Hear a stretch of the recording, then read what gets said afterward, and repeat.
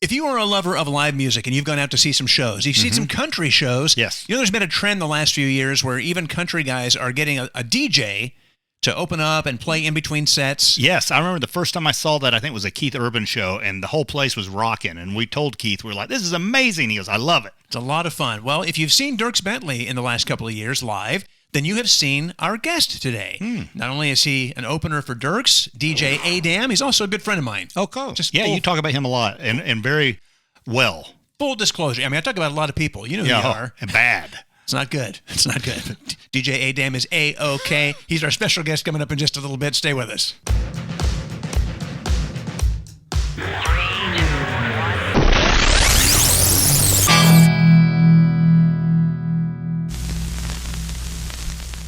Hey there, and welcome back. Glad to have you with us. Today's show is really all about music in some form or fashion. Okay. And we'll get started, just a few days ago. Shania Twain fans, I hope we're excited that she had a brand new album drop, and it's out there. Yes. Queen of Me is the name of the album. I think it's got 12 songs on it. And, anytime this kind of thing happens, you always start looking at comments, and it's always interesting to see what fans have to say. And I would say it's a big split down the thing. What a lot of people have said is, why is she doing this? She's worth $400 million or whatever. She doesn't need the money.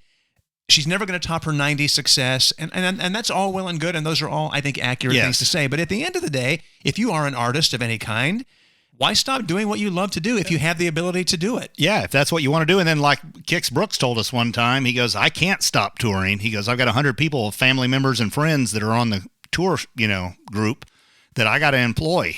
Yeah, well, I mean, that is a whole other thing for sure.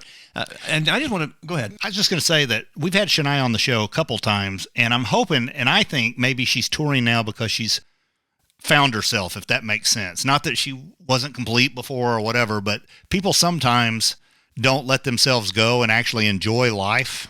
And I remember the first time we interviewed her, she laughed at something. It wasn't side-splitting hilarious, but she laughed. Well, they assume that it's us. True.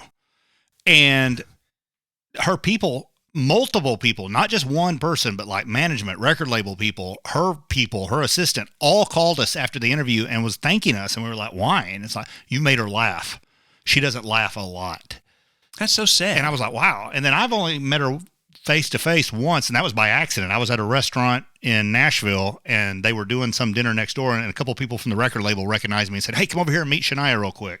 And I got a picture of that. But she was very nice, but very reserved and very quiet. And even every time we've interviewed her, she would talk about, like, I'd prefer to stay to myself. And now she seems like, I'm dyeing my hair. I'm posing nude. Wearing wigs. I'm doing this. And it's like, maybe she's just going to have fun. Well, I mean, she deserves it.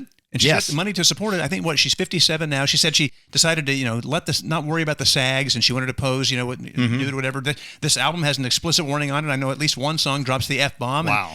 Okay. And look, at the end of the day, she can do whatever she wants, as any artist can. That's the whole point of being an artist, is you can do what you want. You create the art you want to create. Sure, is she going to top her 90s success? She knows she's not going to touch that again. That was a ride that most people would never dream of. But at this point, she's lucky to be able to speak, let alone sing. Because of her surgery? Well, she had, Lyme disease back in 2003 or whatever it was, and it ended up just ruining her voice. She couldn't speak. She couldn't do anything. So she finally had surgery, and I didn't know this. It wasn't just like vocal surgery, and that happens. A lot of people, artists, singers, undergo vocal surgery of some kind. This was called open throat surgery. So they open it up, and not only are they getting in there doing all this stuff, she was conscious during the surgery. She had to be, because the doctors had to have her sing while they did it so they could see what wasn't matching up, what was disconnected, and then as she was singing, they could see it. Wow. And I mean, I can tell you just from a little tiny thing, I had a growth on my throat when we lived in Nashville. I had the best ENT guy. He was amazing, and he took care of me. But I'd never seen anything. So, when they run the tube up through your sinus and into your throat, he showed me the polyp, and he showed me how my vocal cords were working. And it was amazing to see what was going on in there. I'd never even, that's crazy. Not very smart, so I didn't think about that kind of stuff. You didn't have to say it quite so fast. He's not like Katie now.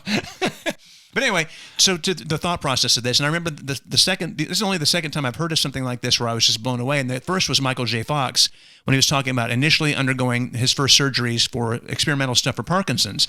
And they would keep him awake, and they're up there they're tinkering around in your head, poking different pieces of your brain to see how it felt, what you did. And that just blew my mind. I can't imagine that. I remember when I had RK done with my eyes back before laser, and they numbed my eye, pinned it open, and then took a razor blade and was cutting it in different places. And I thought that, like, oh, man, I'm so brave to do that and everything. And then you tell me this stuff where your throat's laid open, and it's like, no way. I don't trust people enough to do that. What, to have surgery? Yeah, I mean, just doctors in general on that stuff. There has to be a D student in every class. Let me just put it this way. Everybody that graduates from med school is not a top 5 student. Well, sure. There's somebody that just barely graduated, and that's the one I don't want. Same with pilots. There's somebody that, I got my license. Really? 6th try. Yeah. I mean, I get that. And I think, anybody, you do your research, you look up. I mean, we have a friend who just underwent a pretty serious back surgery. And he said, I went to 3 or 4 different surgeons to find the one that I felt was the right one for me, that had the right credentials, that, lived up. I mean, he was going to be doing something major. I wanted to make sure it was okay. Mm-hmm. Clearly, she's okay. I mean, her voice is different than it used to be. And she says she's kind of leaning into that more throaty, lower tone in her voice. It's not what it used to be.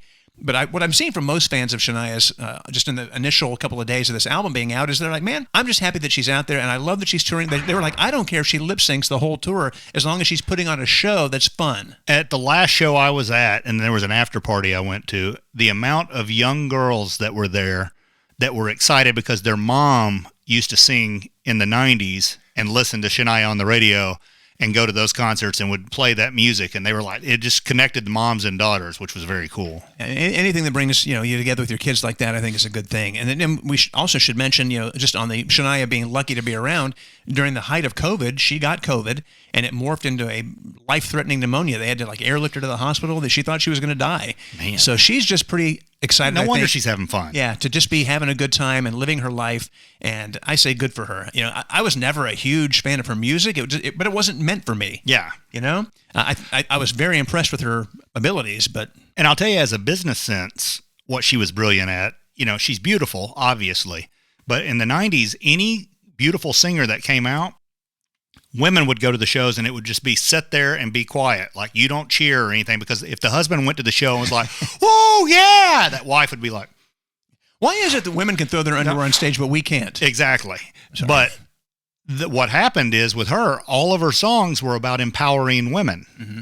Man, I feel like a woman. That don't impress me much. Those kind of songs. And it made it okay for women to go like, yeah, we can have fun with her even though she's hot. Because normally women be like, she's too pretty. We're not going to see her. Yeah, well, I mean, back in the day anyway. Yeah, I'm just happy that she's okay, and I'm happy that she's doing her thing. This album seems like it's a real statement about who she is and what she's doing right now. She's got songs about loneliness, regret, motherhood, marriage, survival, songs about an ex, financial independence. I mean, all kinds of crazy stuff on here. So I think she had a lot to get out off her chest in music, and this is a chance to kind of hear what she's been going through. I'm excited to hear it. Yeah, so again, Shania Twain, brand new, Queen of Me. If you're a fan, you've probably already streamed it, but it's out there for you. Other music news, Rock and Roll Hall of Fame. We were just a few months ago talking about the induction from 2022. So good. And it's an incredible show. If you haven't watched that, if you have HBO, you should definitely go back and see it. But now we've got our new class for 2023, and immediately, as soon as it comes out, people start... But they clearly have found something they want to do now. After the Dolly thing, I said, let's make sure we get a legendary country person on the list every year. So let's quickly run down for you who has the opportunity to possibly go into the Rock and Roll Hall of Fame. A Tribe Called Quest. Now, I will say, that's a reach, I think, for the Rock and Roll Hall of Fame, but I love these guys. It is rap done in a way that I don't think anybody has ever done it, and they have some of the coolest samples. It's like listening to jazz music. I feel the same way about the Hall of Fame that I do with the NFL Hall of Fame. If you have to debate somebody going in or explain it, then they don't deserve to go in. Yeah, it's like somebody was saying, Foreigner's not in. Do you believe it? And I'm like, I liked Foreigner, but I don't think they're Hall of Famers.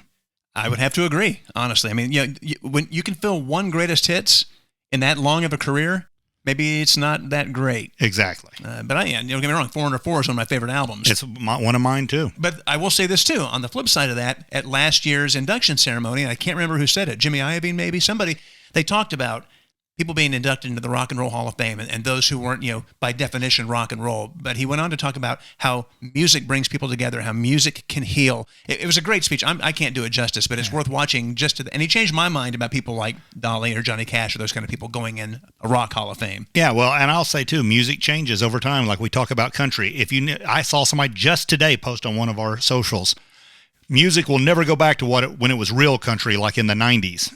And I'm telling you, in the 90s, there were people calling us going, this isn't real country music, like in the 70s. And I mean, it will always be that way, and people will always complain. And that's who we are. We're humans, and that's what we were designed to do, I guess. Other nominees, Missy Elliott. Katie's excited about this. I don't personally agree with, and I will say this, in the fan vote, the two artists I just mentioned are at the lowest of the standings right now. The White Stripes. I like them. I think they're great. I think Jack White's a musical genius. I don't love everything that he has done, but I think that they're worthy. I don't think they're quite there yet. Yeah, agreed. 100%. Just my personal opinion. Kate Bush is on this list. I think Kate Bush should have gone in a long time ago, personally. I agree with that. And the fact that she had that resurgence, I think she'll get in now because the younger kids know who she is, so they'll vote too. Well, we shall see. And it's funny. I'm always blown away by who makes it in, who doesn't. We're going to get to a band, one of my favorite rock bands coming up in a bit that's still not in there. And it just blows my mind. The Spinners are on this list. Oh, wow. And that's just an act you would assume is in there already. Yeah. I think they should do country a few years ago changed the way they get in the rock or the Country Hall of Fame. And I think they kind of need to do this with rock and roll, in all honesty, to get the debate going, is have 1 year where they're like, everyone that's no longer together or dead that we want to put in, we're going to have a mass. Do it. 25 people are going in next year, and they're all people that are no longer alive, whatever, and get them in and put them in their section or whatever, so that there's not an argument every year. Because, like, Spinners. I like the Spinners. I mean, I'm a little surprised they're not in, but at the same time, I'm like, okay, but there are so many bands like them. Yeah. I don't know. Joy Division, New Order. I'm a huge New Wave fan. I'm a huge fan of these bands. I think they changed how New Wave music was written and put together. So personally, I would like to see them go in. I could care less. You don't listen to their music. Yeah. So I get it. And that's the thing, too. Depending on what kind of music you listen to, if you don't know a band, you don't know anything about a band, I can see how you would feel that way. Yeah. For sure. Sheryl Crow, not for me. Now, don't get me wrong. She's had an amazing career. She's performed and sang background for Rolling Stones, Tom Petty. I mean, you name them, she's worked with them. And she's behind the scenes a lot of times on a lot of stuff. So I think she's worthy, but not yet. I think there are plenty of people ahead of her who have not gone in who should before she does. Rage Against the Machine, you can't deny their rockability. I'm not a fan of their music, really. I have one album by them, and that's enough for me. I'm the same boat. But I think they'll get in eventually because they were not only were they a musical thing, but they had a voice. They had something to say, and I think that was important. Still is. Be sure and put your comments on this down in the comments, like what you think. Oh yeah, sure. And we'll give you the website if you want to go vote, be part of the fan vote. You can do that too, and you can vote every day. Warren Zevon is on this list. Yes, absolutely, 100%.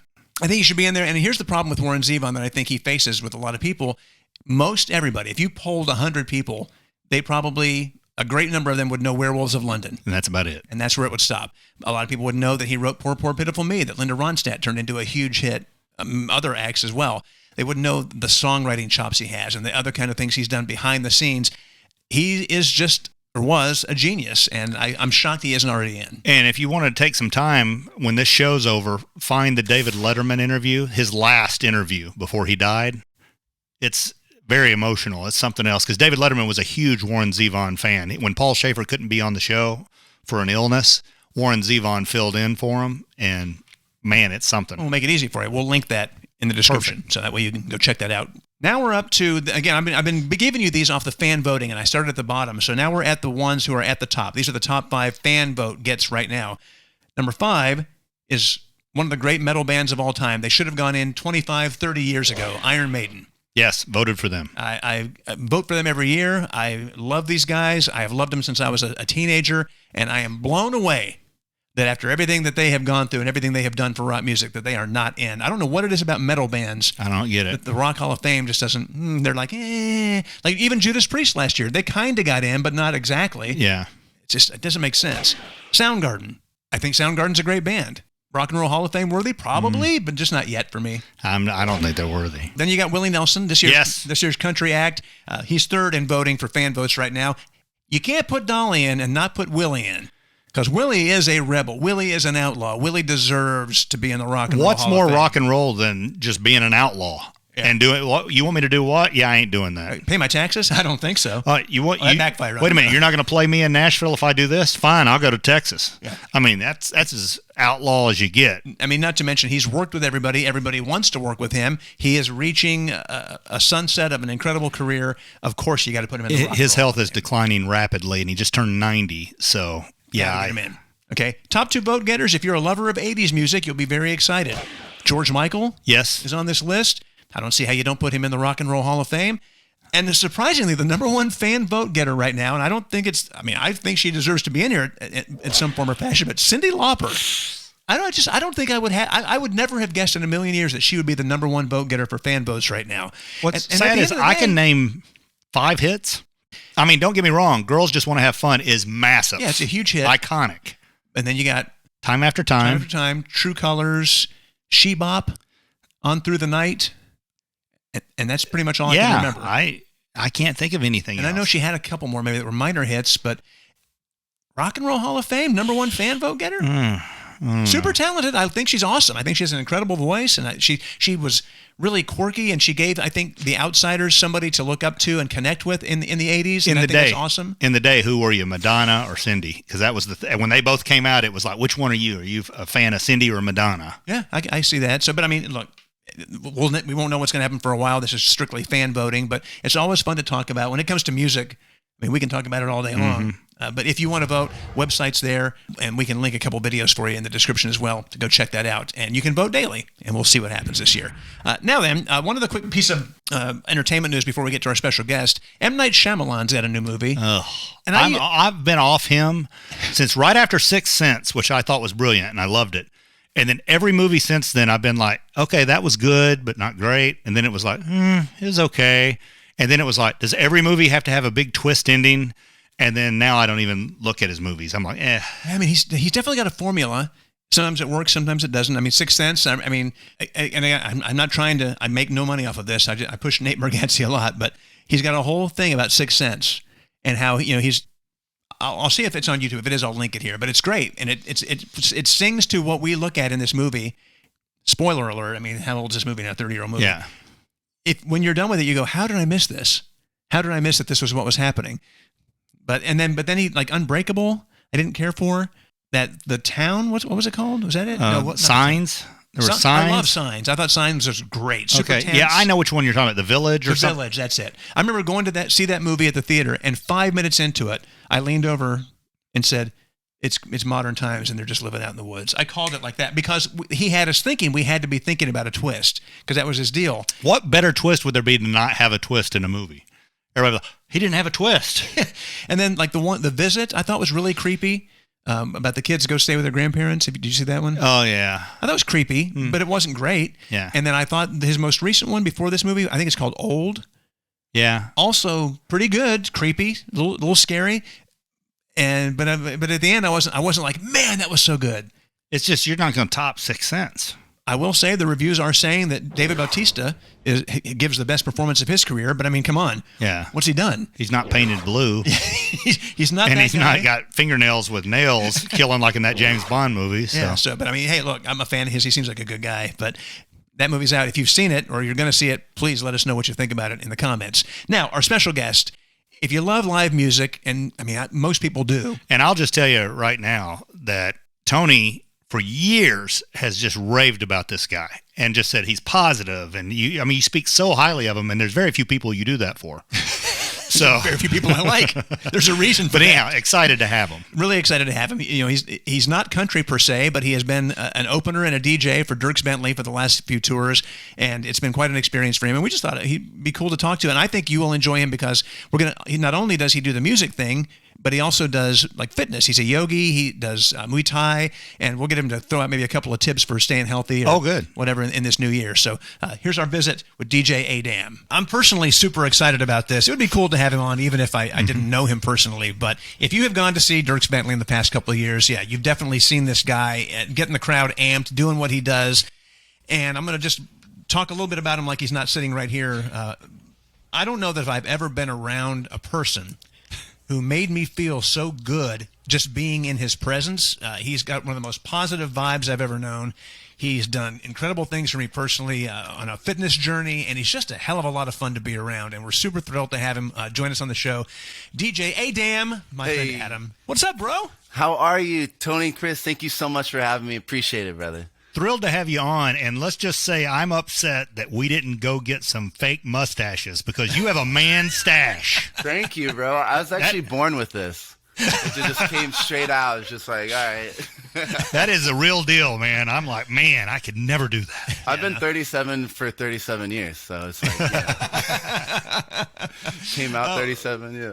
It's so good to see you, man. You too, Tony. I know that you've had an incredible few years here, and when I first met you, however many years ago it's been, you were already at that point so successful in the DJ world and everything, and then it just blew up with the Dirks concert. So let's get a little history of you, and I know that you started out in St. Louis. You fronted your own punk band. I've seen some of those videos and heard some of those songs. But how did this all happen? No, I like that kind of stuff. How did this all happen for you? How did it go from a kid in St. Louis, loving punk rock, to the incredible career that you've got going now? Thank you.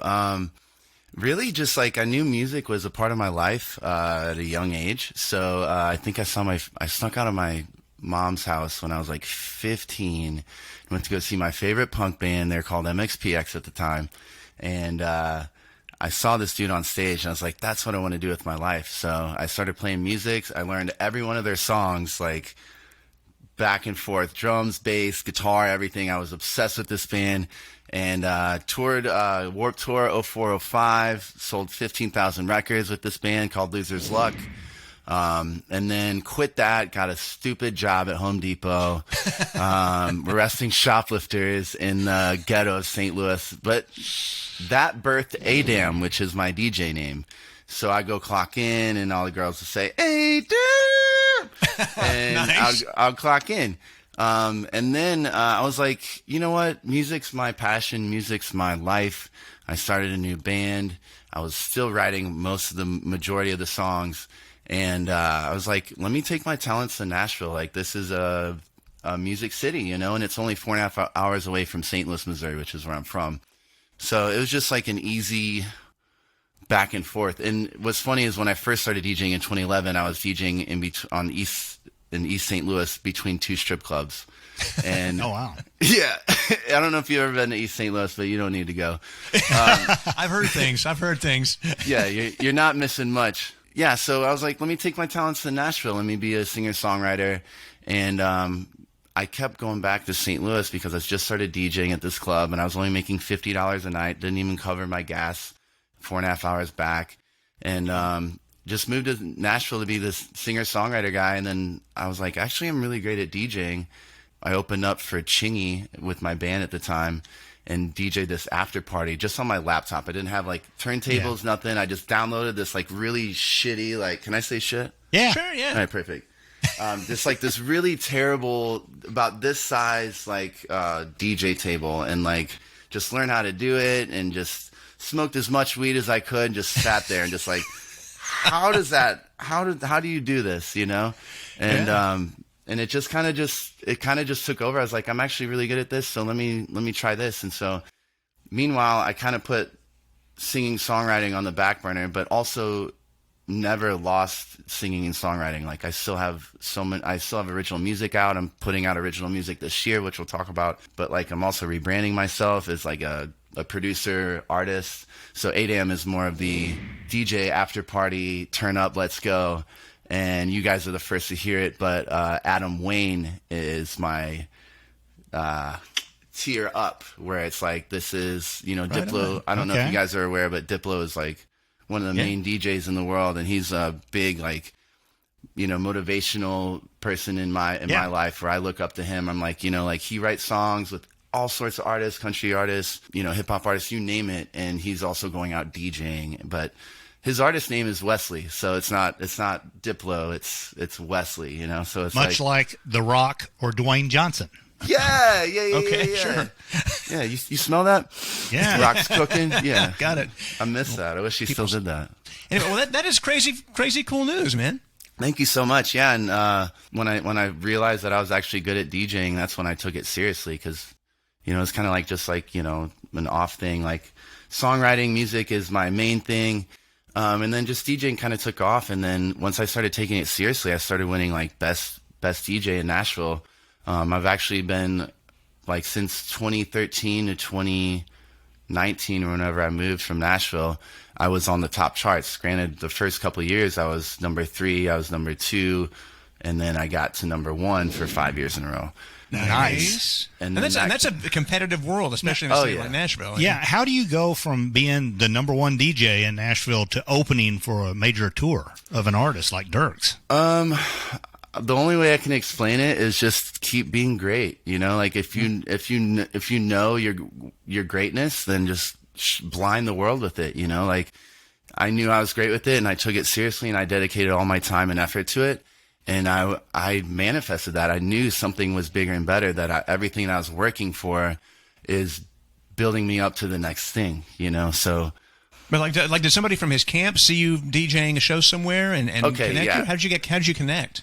Basically, they saw, building a buzz in Nashville, and when I moved there in 2011, DJing really wasn't a thing. There's a couple of DJs, but like, I was like, DJs are still kind of like playing the same style from when I moved away in 2020. Or like they're, like I made such an impact in Nashville where people are coming out with their stickers, T-shirts. Like I was the first one to brand myself, Smart. And so like that, with that being said and everything, I've had success just from being myself and being great and branding myself and developing this amazing community that we built together and having friends and family come out every time I played. And then Dierks Bentley's Bar decided to open up in Nashville on Broadway.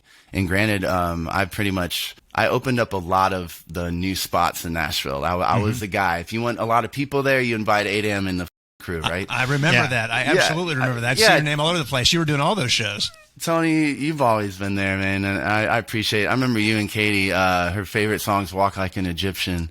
Well, Egyptian I was Lover, not expecting that. Egyptian Lover is the song. Yeah. She would always ask you to play, and you'd be like, okay. And you found a couple pieces of it here and there, but yeah, we would all show up to Sunday Fun Day at the bars you were playing and stuff because it was a blast. It was funny because I was like, okay, I downloaded it, and I was like, how am I going to fit this after 2 Chainz? But we made it work for a little bit. It was. I love a good challenge. But to answer your question, just knowing your greatness and being great, and people that surround you that believe in your journey. I firmly believe I wouldn't be where I'm at without people like you and Chris. Like that believe in my journey. So I like to take full credit. That's you nailed Chris right on the head there. We go way back, Chris. Yes, almost 5 minutes.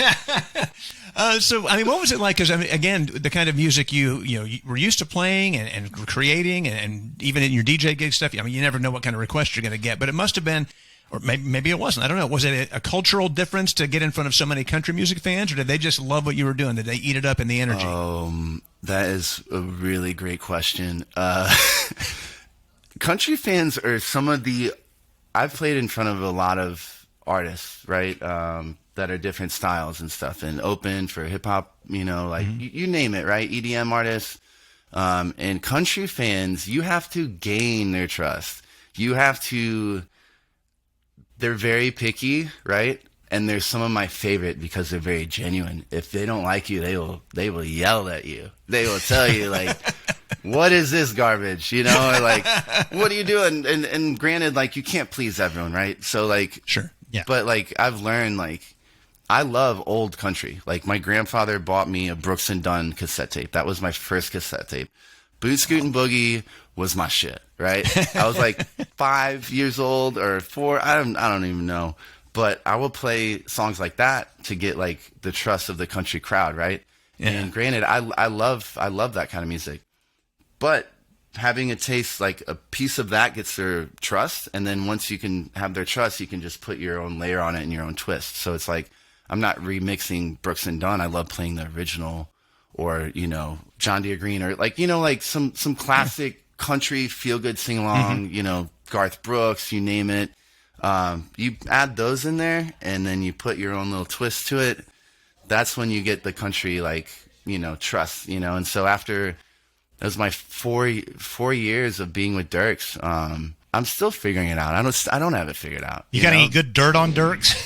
No, Dirks is literally one of the best people you ever meet. Never liked him, never cared for him. We've known him forever, and he is one of the nicest guys. What's funny is when we flipped this around and we were interviewing him one time, I guess maybe on your first tour with him, and I said, hey, man, that guy used to teach me at Hot Box in Nashville. I did kickboxing with him, and he was like, oh, my God, isn't he the greatest guy? So, he is, man, and I have nothing bad, and no one has anything bad to say about him. If they do, they're full of shit. Like, yep, agreed. He is like literally one of the most genuine people that I've met, and like I'm blessed enough to say that I attract those kind of people in my life. Like Tony, you're a very genuine person too, and Chris, I can't say the same about you. Yeah. Nobody can. I'm genuinely full of something. But yeah, like it's just great to if there's a country artist to take me on the road, I don't know if I would go with anyone else, to be honest. Well, and when you've had an experience like you've had with him, why would you want to mess that up? Yeah, for sure. I mean, we're boys, and we're on a way where we can call each other if we want to. Like it's just that arm's length. Granted, I am in Miami, and he's in Denver and Nashville. Living his best life.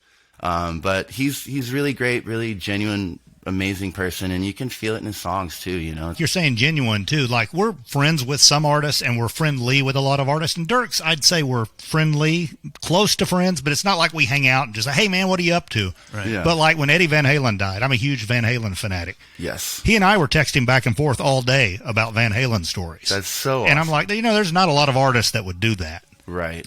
Yeah. Right. And there's not a lot of artists that will hold your hand underneath the table while I interview too, but like, Hey, you got to find what makes you feel good, right? I want to quickly, and I know that's not your main focus, and we're going to come back and let people know where they can hear the music and find the music. But I think it's important too, as we are still kind of early in 2023, and for a lot of people, trying to get themselves in shape, trying to do more for their body and their mind is important to them. And I know that from personal experience, you're very good at this. Can you throw out 2 or 3 things you would tell people, either certain types of things they should be doing or some kind of tip you would give them to follow that path and to find that health that they're looking for? I love this question. And you can ask this to someone else and they might have 3 different things to say. Totally. But, everyone has different body types. Everyone, has different blood types, which I learned that that affects what you eat. That's why some people can go vegetarian. Some people can't, But what I've learned is just be consistent. Like living down here in Miami, like it's such a health scene, everyone's outside running with their shirt off, and like it doesn't matter if you're a girl or a guy, like everyone's naked and they're just like, but they're also eating healthy. So like number one, I'd say just be persistent with it, just keep going, even if you don't feel like doing a run or anything, going for a walk, or just do it, just be active, get up. And my grandma just turned 86 and she told me that the secret is staying active, Yeah, she sounds like a show off. Oh, she's got it going on. She is, I'm not even over exaggerating. She is the best person on this planet. Like she is completely surpassed Buddha. You know what I'm saying? Like, I don't know how, but like that's her. But, 86, Grandma Gardner, I love you so much. But she told me that. And then I would say number 3 is just like diet, like I feel like 70% of weight loss is your diet, it's like what you put in your body. And granted, like I love intermittent fasting. I still haven't had anything to eat today, but I've been drinking like hot tea and like water, and then like maybe like a ginger cayenne shot in the morning. And maybe a B12, like little vial that you put in your mouth, little liquid stuff.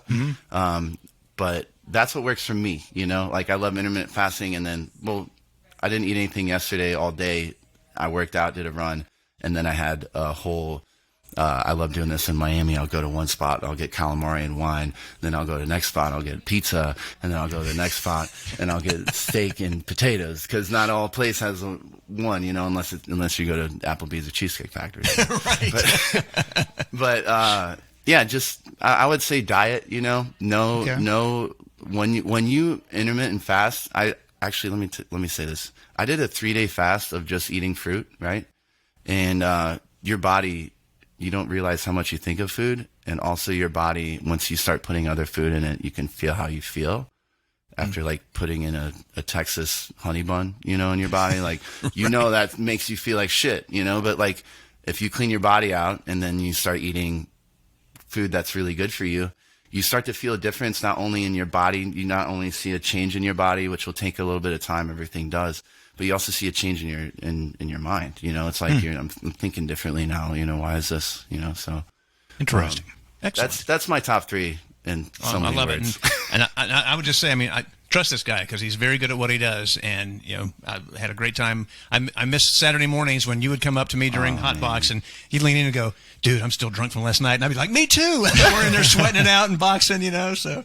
and I think number 4, I know you only gave me 4, but number 4 is just wear way entirely too big of a t-shirt so no one can tell anything.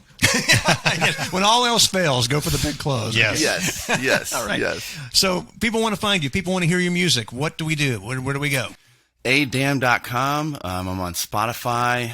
I'm on everything but MySpace, I think. I don't think I have MySpace. Okay. But yeah, Spotify, Instagram, iTunes, anywhere, Aydamn.com. Aydamn worldwide. Yeah. So all right. Okay. Love yeah, it, it's man. a little bit of everywhere. So Awesome. Well, we'll have all those linked in the description, and we'll make sure we put those posts up there, and we'll share it with you. Maybe you can share it with your folks, and we'll get the Thank you. get the word out.